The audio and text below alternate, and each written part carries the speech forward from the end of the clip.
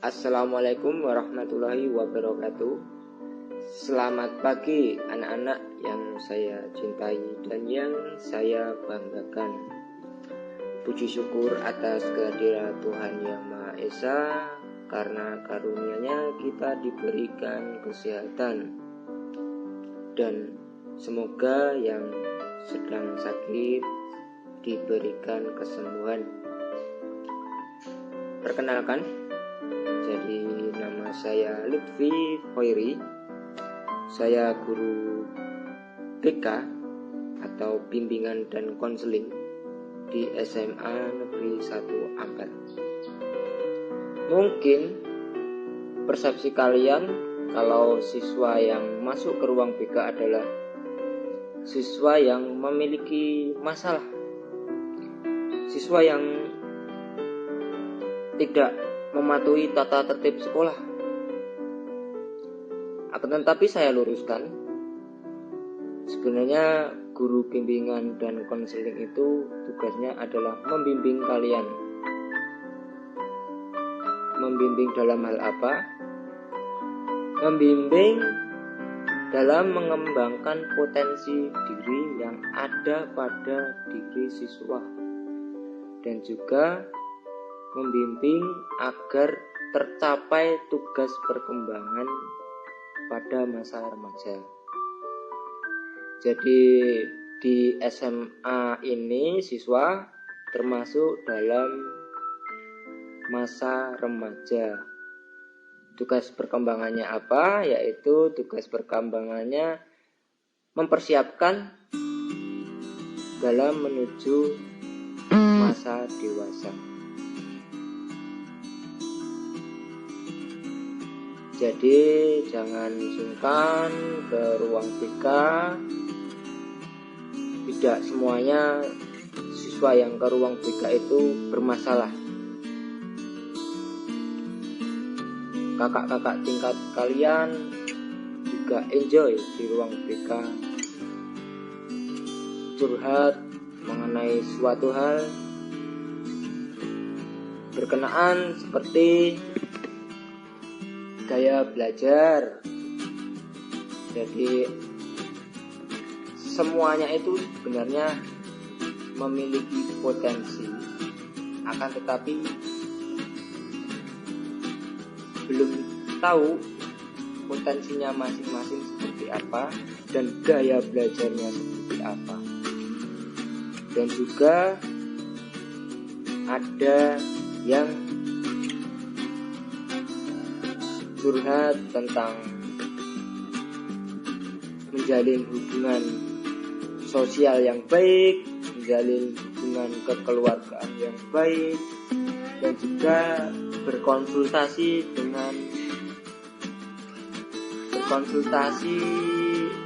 mengenai karir.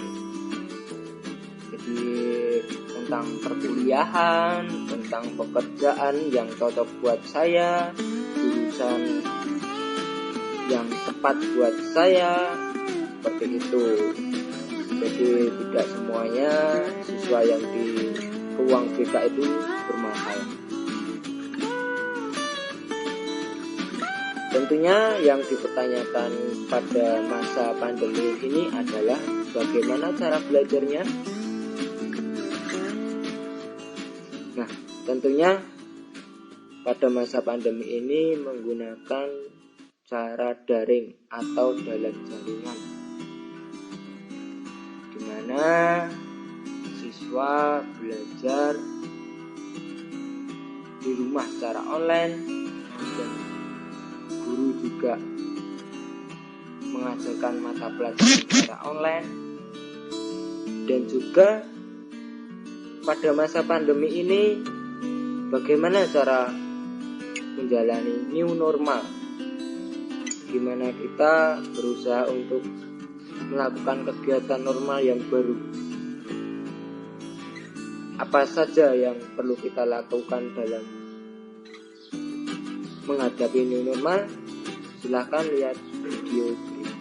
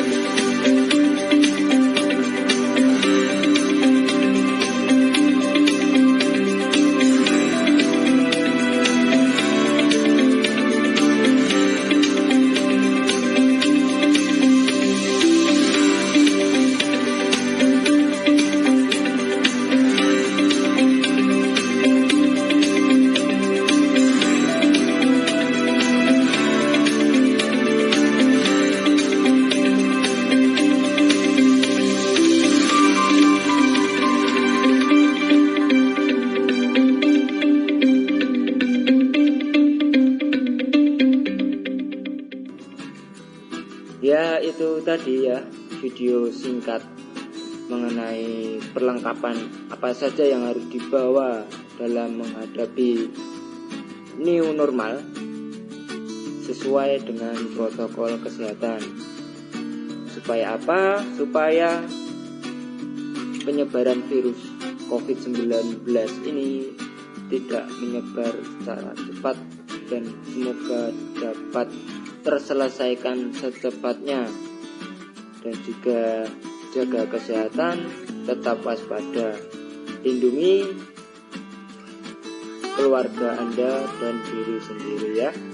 Kemudian, apa saja yang harus dilakukan ketika berada di rumah? Tentu saja dalam kegiatan belajar mengajar tetap melakukan dalam jaringan, melakukan tugas-tugas dari guru mata pelajaran, memahami materi-materi yang diberikan oleh guru mata pelajaran, dan juga tak lupa berolahraga supaya badan tetap sehat dan bugar. Dan juga memakan makanan yang bergizi untuk meningkatkan kekebalan tubuh ya. Terus dan jangan lupa mengembangkan potensi kalian meskipun tidak berada di sekolah, di rumah pun bisa. Mungkin beberapa dari kalian ada yang belum mengetahui potensi dalam diri kalian, tapi tetap ketahuilah bahwa sebenarnya setiap manusia itu memiliki potensi masing-masing, dan ada jenis-jenis potensi yang mungkin kalian miliki. Jadi nanti akan diberikan penjelasan tentang potensi diri oleh Bu Hamamah. Selamat menyaksikan.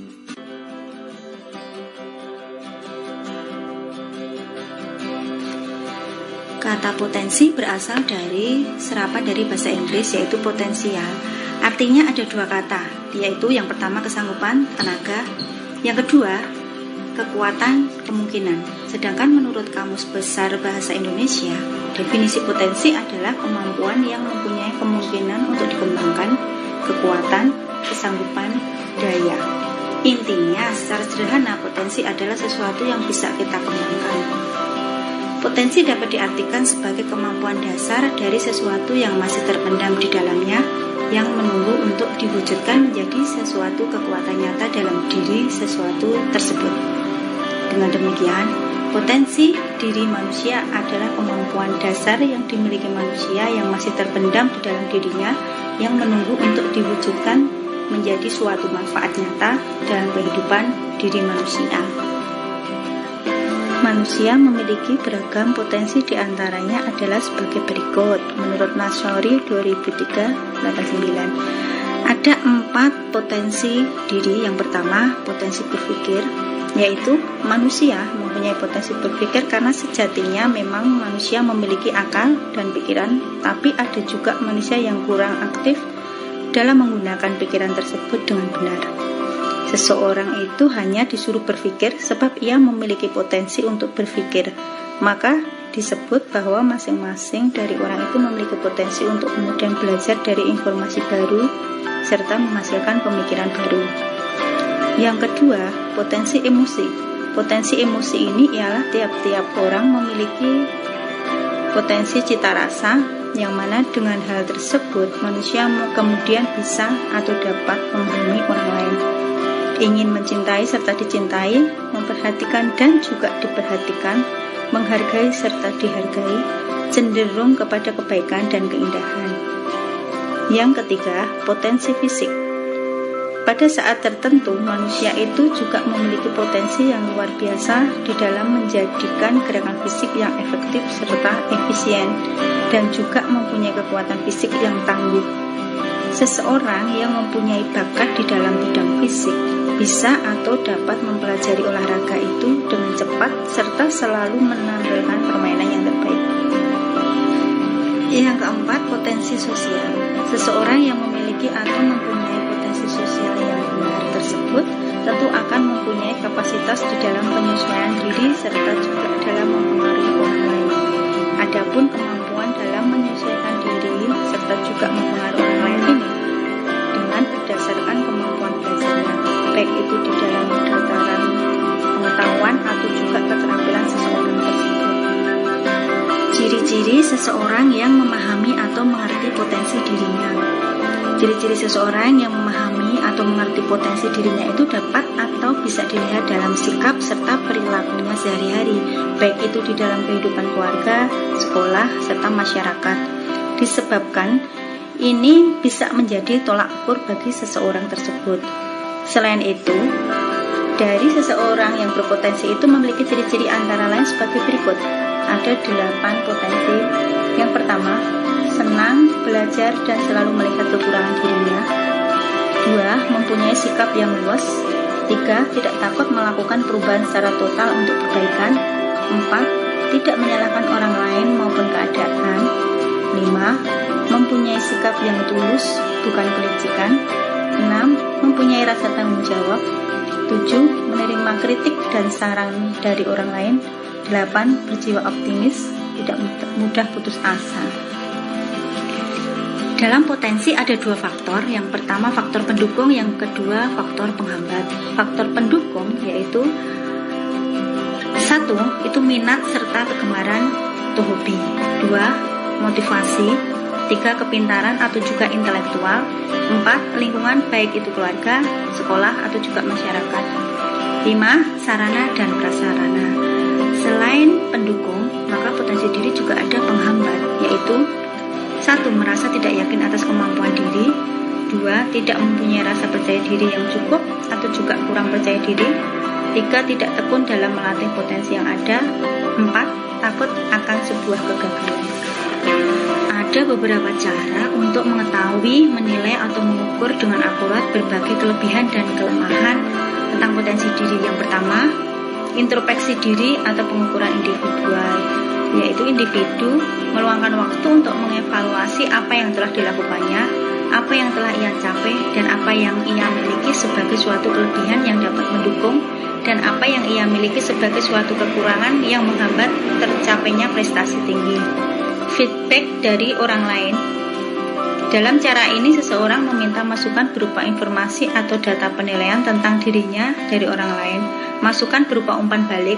Ini meliputi segala sesuatu tentang sikap dan perilaku seseorang yang tampak dipersepsikan oleh orang lain yang bertemu, berinteraksi dengannya. Cara ini bertujuan untuk membantu seseorang menelaah dan memperbaiki. Yang ketiga, tes psikologi. Tes psikologi yang mengukur potensi psikologis individu sehingga dapat memberi gambaran kekuatan dan kelemahan individu pada berbagai aspek psikologis seperti kecerdasan atau kemampuan intelektual, kemampuan analisa, logika berpikir, berpikir kreatif, berpikir numerikal, potensi kerja, vitalitas, sumber energi kerja, motivasi, ketahanan terhadap stres kerja, kemampuan sosiabilitas, stabilitas emosi, kepekaan perasaan, kemampuan membina relasi sosial, dan potensi kepemimpinan tingkah laku.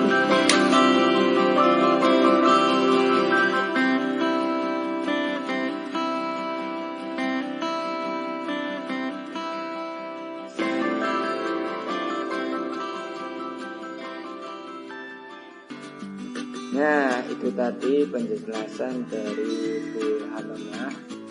Beliau juga guru bimbingan dan konseling di SMA Negeri 1 Ampel. Jadi sudah dijelaskan beberapa jenis tentang potensi diri, faktor pendukung sudah dijelaskan, faktor penghambat sudah dijelaskan, kemudian cara mengetahui potensi diri juga sudah dijelaskan. Jadi jangan khawatir, semua manusia itu memiliki potensinya masing-masing. Jadi tadi ada potensi dalam hal berpikir,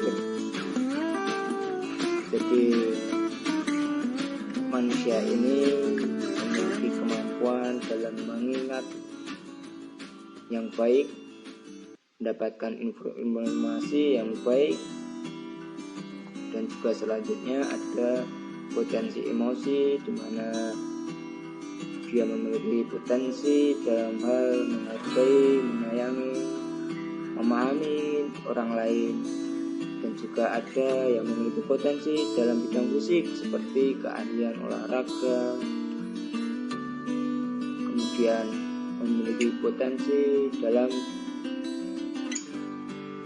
bidang sosial, yaitu di mana dia